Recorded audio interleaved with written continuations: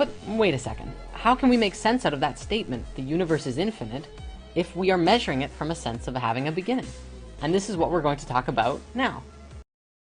If we value the pursuit of knowledge, we must be free to follow wherever that search may lead us. The free mind is not a barking dog to be tethered on a 10-foot chain. Today, I want to talk about two specific energies that can be expressed through this image. The energy that flows here is male and female energy.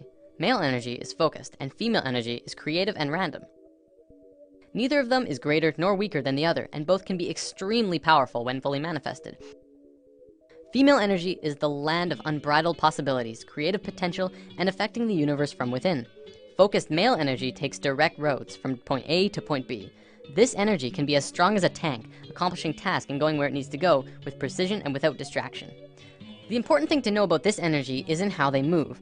I'm going to use some super basic sacred geometry to demonstrate this. This is the Fibonacci spiral. We're going to be talking a lot more about it when we dive into the topic.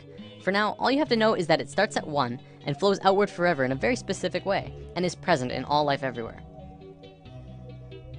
As male energy flows through the spiral, it goes from base point to point, from here to here, to here to here.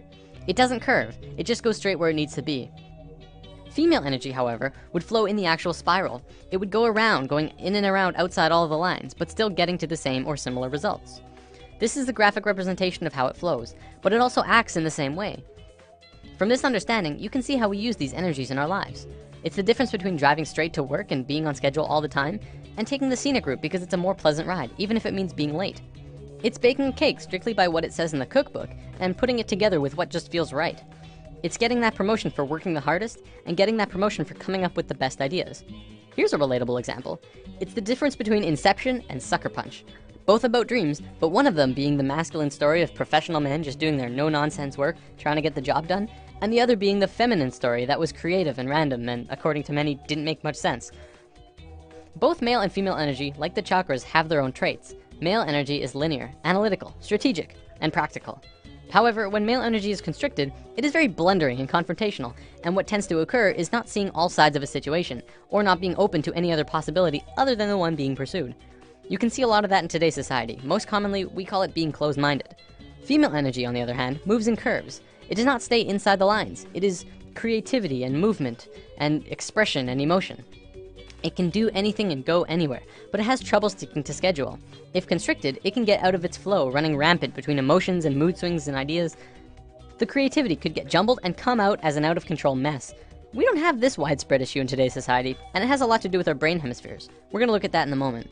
One big difference between the two is that male energy looks at parts and female energy looks at wholes. Before I go on, I wanna make this clear. Male and female energy has very little to do with sexual orientation. Like, it's in the mix, but it's not a fundamental part of the energy itself. For example, if you look at the shape of male and female bodies, men have straighter bodies, women have curvier bodies. We'll probably come back to this in a lesson down the road. Okay, brain hemispheres. We have two of them, and if you remember what you learned in grade 10 biology, this will be familiar. The left brain is the male energy side of the brain. It is orderly, statistical, logical, and mathematical. It sees things in straight lines, rational and practical. The right brain is the female energy side of the brain. It is our creative side, a free spirit. It is passion and experience of taste and feeling, movement and art. As is the same with the energy, the left brain cannot make sense out of the right brain. You cannot put feelings and expressions within boxes. They must be felt to be truly experienced. The right brain, too, cannot make sense about how the left brain understands things. Okay, so as a species, we are primarily left-brained. Well, incredibly left-brained. This basically means that as a species, we essentially have a male energy imbalance. There is way too much of it. It is dominant and is constricting on the female side of the brain. Now, don't get me wrong, this isn't a bad thing. In fact, it's kind of a blessing in disguise, but we have to talk about some other things first.